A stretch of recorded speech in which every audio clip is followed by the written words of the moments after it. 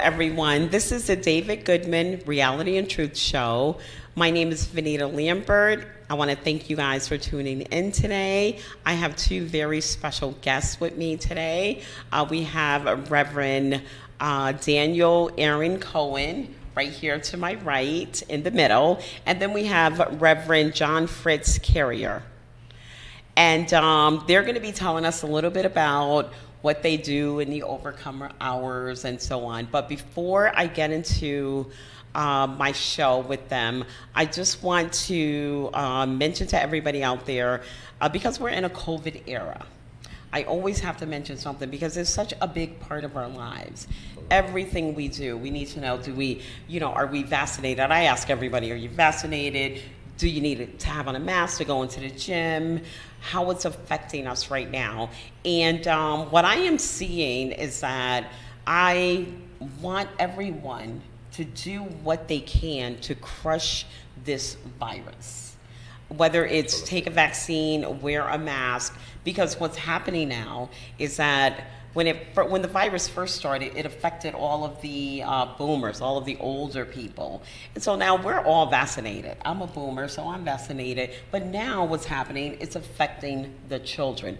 250,000 kids contracted this virus in a 7-day period. Wow. So, and these kids are ineligible for the vaccine.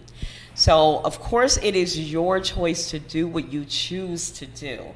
But I just want to mention, what are we going to do to protect our kids? How can we protect our kids? If they can't protect themselves, it's the parents, the adults' responsibility to do what we can do to protect them. And I just want to put that out there. Do your job to crush COVID. Okay, so thank you very much for listening. And now we'll get back to our ministers here. So welcome to the show.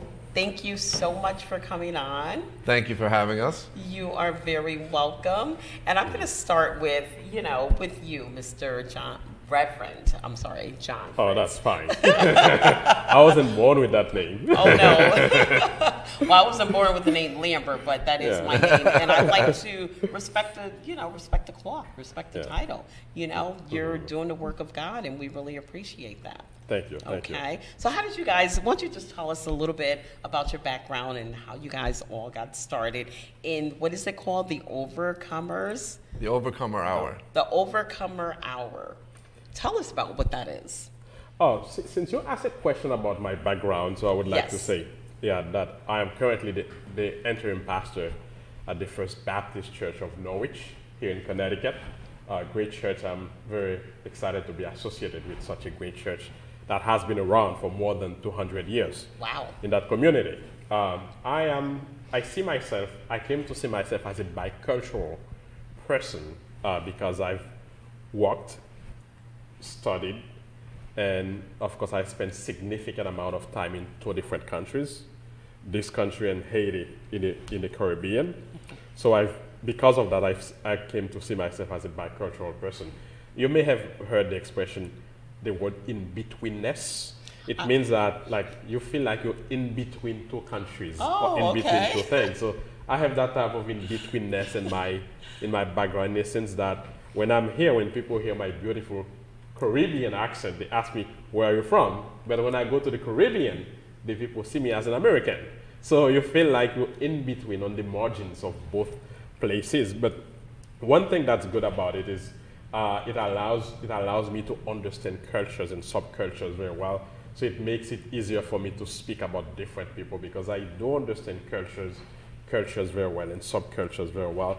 So that's part of my background. So, and of course I don't want to talk about education too much, but I have a Master of Divinity from Yale University.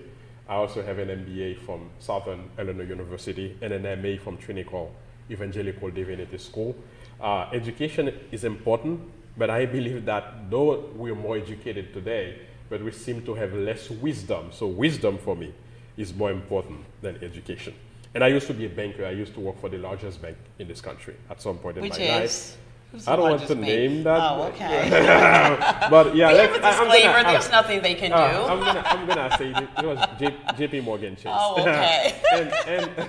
and of course, in my past life, I used to teach finance in a college, and of course now I became a pastor like a number of years ago. I don't know exactly when. So I'm happy and excited to be a pastor. I'm happy and excited to serve God, and I'm happy and excited to serve the people as the pastor of a congregation. Well, thank you. We're happy to have all that information. And what about you, Reverend Cohen? I'm just a humble servant of the Lord. Okay, well, a little bit about your background. How did you get started? You weren't born a reverend. You you just told me that, right? So what happened before that? Well, I was actually raised Jewish, but my parents didn't believe in God. And then I had a epiphany when I was in college where I came to realize that I was a soul in a spirit in a body, and that God existed. And then I studied Buddhism for a while, and I was a Buddhist. And then in '93, I went to a church, and I was interested in the woman I was going to church with. And, I noticed we did everything at the same time. We read at the same time, we sang at the same time. So at the end, when the pastor said, all right, everybody who's, if you felt anything special, raise your hand. And that was kind of a unique way of giving the altar call, because usually they say, and I say, if you want to accept Jesus, raise your hand. Anyway, he said if anyone felt anything special, and I was feeling tingly all over my body. So I raised my hand, but I had my head down, and I thought everybody had their hand raised. And the next thing I know is this booming voice saying, young man. And I'm like, uh-oh, what did I get into? And he called me up, and I was like, so gung-ho. I was like, I repeated after him and accepted Christ. And inside I'm thinking, they pumped something through the vent that made me high. And that's how come I'm feeling this stuff. Of course, that didn't make sense because, it was only me. So it was the Holy Spirit. Wow. And that was my introduction to the church. And then that was in '93. And then I became a Christian. And then in '96, I went to a church that was an African American church. And I expected, I was trying to get in good with the pastor because I was writing a book, and he invited me to a Bible study, and I expected to see a bunch of old men sitting around a table. And instead, I come in, and the music is blaring, and the woman is yelling, "Yes, Lord!" Oh. And I'm like, "Whoa!" You were in a Baptist church. Yeah. Well, even more towards the Pentecostal side. Oh, okay. And I was like, blown away by the Spirit. So I've sort of been in the black church for a long time, but I also preach at white churches as well. Oh, okay. Well, thank you for that. So one thing I do know is that, number one, you didn't know what you were doing. And women can be very persuasive. I think the tingly things you were feeling probably had nothing to do with it. This is a good one. I'm just guessing. I could be wrong, but I'm just guessing. So we all have a connection. My father was a pastor of 2 churches. My brother was recently ordained, I want to say within the last 5 years. But unlike, I'm telling my brother's story real quick, and then I'll let you guys talk about the Overcomer Hour. I don't want to take up too much time. We were brought up on the east side of Bridgeport. He dropped out of school in high school. Wow. He became a businessman.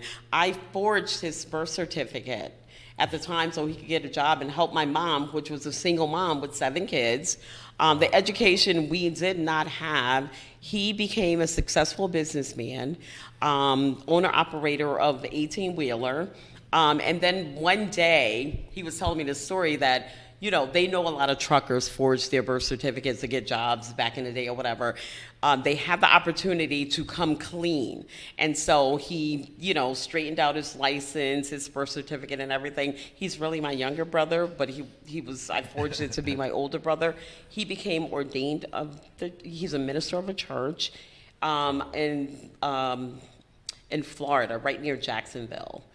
And it just kind of, exemplifies, it shows that when you read the Bible, like the Bible was written by all these different people from all different walks of life, like your education is just phenomenal. And my brother finished in the 9th grade, but you're still ordained ministers. I think that's just incredible. Absolutely. I think that's just incredible. Yeah, only God can do that. Exactly. Yeah, and look at the people that wrote the Bible. They Yeah. weren't all educated. Not at all. Yeah, Because- so that's what I yeah. mean. They're from all different walks of life, and I'm from a divorced family. So my father did his thing in Alabama, and we were here in Connecticut. But it's just amazing how the outcome is. I just Absolutely. God is good. God is so good. I studied with the Jehovah's Witness. I don't belong to a church. I church hop. I go to a bunch of different churches, and I'm not going to go down that road because, I don't want to take up too much time. I want you guys to tell us about the Overcomer Hours. Well, the Overcomer Hour is an online platform that aims at helping people deal with challenges in their lives. We do it through prayer, reflections, music, and interviews, conversations with special people, and conversations with the participants. So it started last year Okay. at the beginning of the pandemic. You remember, like when the pandemic started, when we were aware of the pandemic in March of 2020, and everything started being closed, so no one knew what was happening, no one knew what to do. We didn't have a playbook for it. So I decided to think about what can be done to help out in this case. I was like, okay, I'm a pastor, so should I encourage people to put a church service on Facebook? Is it helpful? And I was like, this may not be too helpful because a lot of people will be doing this, and I'm not against it. But I thought, okay, let's come up with something that's different, that can be more helpful. That's a conversation between the church, religion, and medicine, science, the arts, and music, and prayer. So, and I thought, my good friend Daniel is doing some groundbreaking research in humility, and he's about to publish a book in humility. And I was like, but we are called to be humble in this time of challenge because we have a pandemic. People are dying. We don't know what's happening. So this is a time when people are being called to be humble. And I have another good friend whose name is Vicky Maricandi. She is a singer, wonderful singer, by the way. You should invite her to this show because she's brought her amazing, with you. amazing singer. So her ministry is based on grieving. So her songs came out of grieving times she had in her lives. So I was like, we are grieving as well because we're losing everything during the pandemic. So we got together and started thinking about what we have to do. And we came up with the idea of having something called the Overcomer Hour, where we would offer reflections. Daniel would offer reflection on humility. That's his research. That's the book he just published. And I would offer a reflection based on my experience as a pastor / former banker / former college administrator. And Vicky would be singing. And we would invite somebody to speak about a specific topic. And then at the end, we would open the mic for all our participants who are willing to do so, to talk about whatever they had on their mind. So, and it started well in May of 2020. It has been very successful. We had a lot of interviews. We had a lot of participants so far. And we've met with people like brain surgeons, chief surgeon from a hospital, dean at Yale, dean of medicine at UConn, Wall Street executives, business owners, musicians. All type of people have come to the platform to speak about what they think is going on in their life, and to encourage people to live well, to encourage people to at least to feel better at this during this type of challenge. Oh yeah, communication is the key to success in anything, and what you guys were doing was so great and so needed because everybody was shut off from everybody.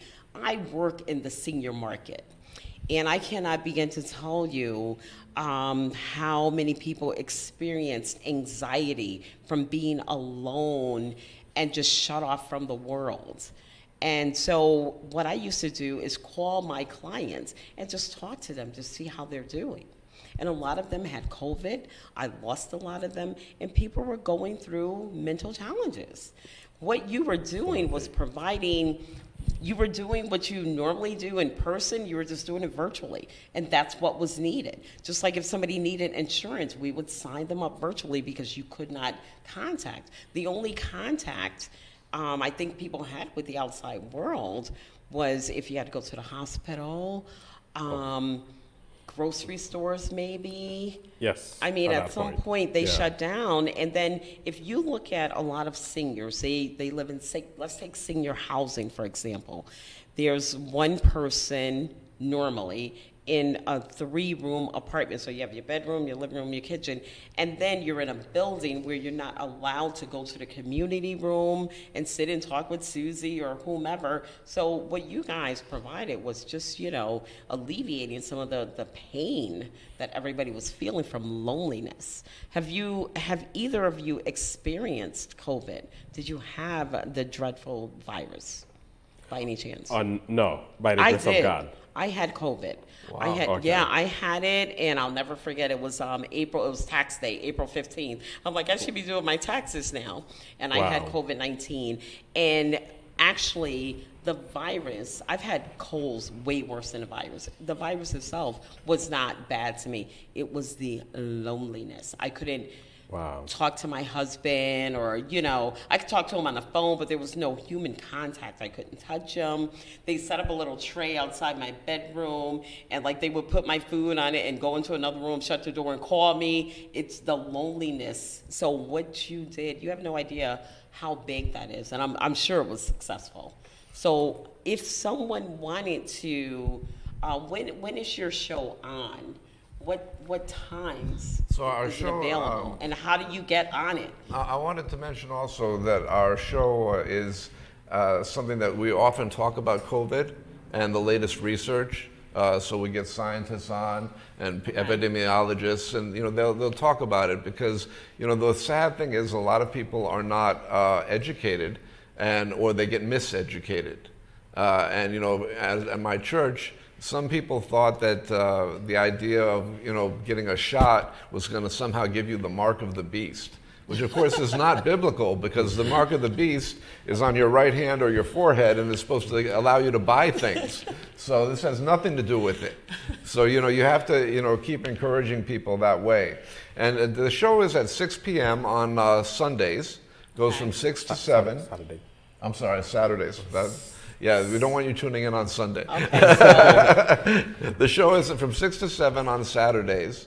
Go ahead, John Prince. how Tell do you people tune in? I mean, is there a So- website, So email? there are Okay. two ways now to tune in. You can go to our Facebook, The Overcomer Hour.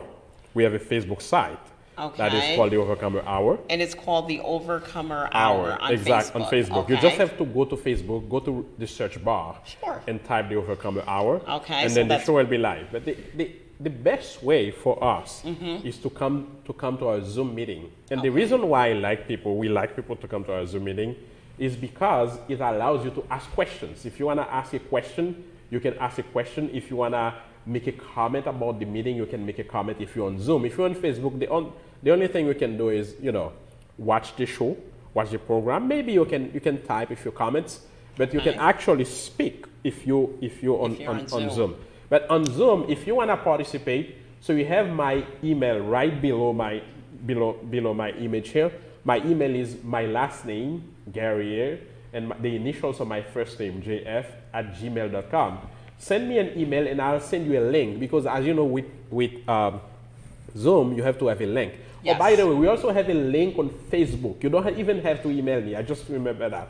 We have a link on Facebook every week. I put a link on our Facebook site, The Overcomer Hour, Facebook. So you can click on that link and access the meeting as well. Awesome. Excellent. I have one question. What if you're not computer savvy? I work with the senior market. I work with people 70, 80. Some people are even close to 90. And is there any way for them to dial in from a phone? Because everybody's not computer savvy. Yeah, we do So- have a couple of phone numbers we send good. as well. Where they can listen to it. Exactly. Okay, so there Or is. they could even dial in and have their face appear from their phone if they have a smartphone. Okay. A lot of them, yeah. some Some people of them do. Some of them have a smartphone and don't know how to use it. Right. I'm just asking for other alternatives. No, we occasionally get okay. people who come on and we don't see their face and we just have a phone number, Okay. and they can still talk if they want to. Okay. Or ask them if they have a grandchild. You know, they know everything. Exactly. Just look them right up. Exactly. So one thing I want to stress is, I think the way we saw it from the start is the Overcomer Hour is another way to be church, because we feel like, hey, we can come up with something that is more innovative. Because that's the mission of the Overcomer Hour, to be innovative, to love God, through innovation, to innovative ideas, innovative ways, and to serve the community through innovative ways. So it's a different way to be church. So when you come to the Overcomer Hour, you don't feel like you're sitting at a church, but you don't feel like you're out of the church either, because it's a great conversation. Think about it. If you sit in a meeting where, let's say, somebody who works for the pharmaceutical industry comes and talk about trials, what does it mean to have trials when we speak about the COVID vaccines? And she would come and talk to you about it and tell you exactly what trials means and all the process they go through and the reason why you have to be okay to take the vaccine. It makes it very useful for the community. It does. We have people like, we have scientists, for example, Daniel's father is a great scientist, well-known scientist. So we have people like him who would come and talk about the science of what their own research or the science, what science means, what the importance of science at a time like this one. We have people, writers. So for example, we had a dean from Yale Divinity School. She came, at that point, she just wrote a book on leadership. And she came to talk about what leadership means at a time like this one. What does it mean to be a leader when you're facing death every day, when the people you're leading are facing death every day? This is a very important thing to have in mind. For example, this coming Saturday, that the person who is coming is a life coach. He will be talking about how to live well. And the Saturday right after that, we have a medical doctor from a major hospital in Florida. And we decided to invite him because Florida is the epicenter of the of the pandemic now. So that person would come and say, hey, this is what's happening in Florida. And this is what I think we should do to have to make sure for the people to have a better life. Yeah. It sounds like education, it sounds like therapy, and it sounds like church, all in one. And this is what we need. The most important thing is you have people coming on, not talking about their opinion or my opinion or the left or the right. You're just talking about the facts, what is. Absolutely. And that's what's important. That's the most important thing. And so I would love to come. You're going to have to invite me on so I can talk about insurance because, what's more important than having health insurance in a COVID era? Yeah. And if you go to the doctor, you want to have the right insurance, So, well, it's interesting because you mentioned mental health. Well, I'm also a psychotherapist. Okay. So, I come from that lens as well. And the book I wrote, which is called It's Not All About You, The Secret Joy of Practical Humility, has 70 different humility paths or mental happiness tools that people can tap into. Something as simple as the path of forgiveness, right? Because we all have to realize that forgiving other people is really for ourselves. It's not something that we do for them when we forgive. Most people don't know how to forgive. I was in my 30s and I didn't know how to forgive, So how do you get to, you say, you should forgive, but what if you don't know how to forgive? And I found myself in that situation. I was upset at a relative for something and it was turning into hate.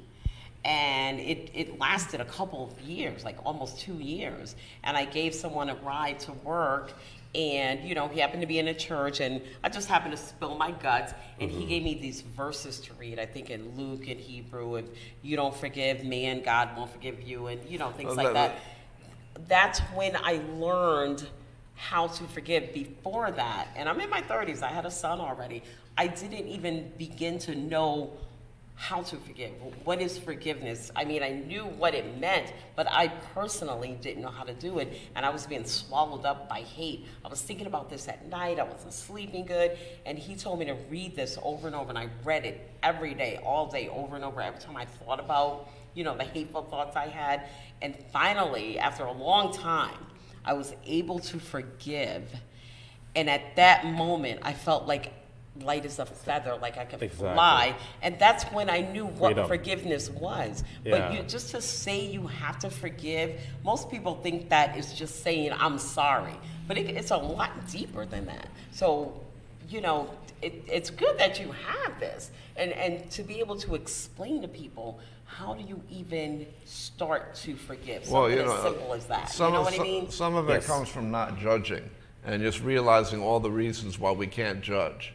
I mean, you can't judge because judgment belongs to God, and only God knows everything about us. Even we don't know everything about ourselves. Right. God knows all about us and who we are, and, we shouldn't judge other people because we don't want to be judged.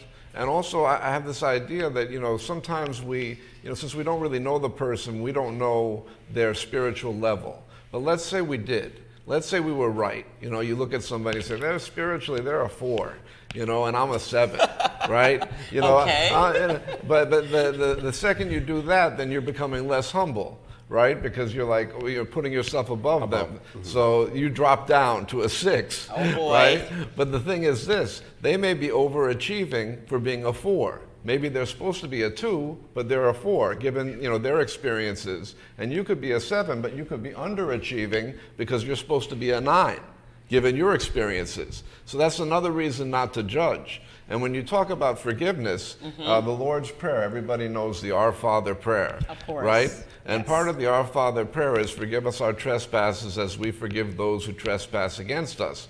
But most people don't know is that after the amen at the end, it says, for if you will forgive others their trespasses, God will forgive you yours. But if you don't forgive others, God won't forgive you your trespasses. And that comes right after the Our Father prayer, saying that the most important part is forgiveness, because after all, that's what Jesus Christ came for, so that we could be forgiven for our sins. And when you recognize and you get humble and you realize, you know what, I'm a sinner too. You can look at other people and say, if we had been in their shoes, if we had their DNA, and we had gone through everything they'd gone through, we in all likelihood would be behaving the same way as they are. Understood. So this is great information. I hope everybody tune in to the Overcomers Hour and get some of this great information. We have about 30 seconds left to the show. It goes really quick when you're talking about something you're really passionate about. So I'll give you the last word. Thank you. So it's let me say quickly that it's a time for us as a nation and as a world to reflect on where we are in our life, in personal life, but our collective life as well. We have to find new ways to communicate with people. We have to find new ways to be helpful to other people. So let's keep helping each other. And take a vaccine, please, because it's important, because people are dying, so let's help each other. Thank you. Absolutely. Amen to that. Yeah. And I want to thank you, gentlemen, for coming on the show. You're welcome back anytime. And that's our show for today. Thank you for tuning in to the David Goodman Reality and Truth Show, and we're on your side.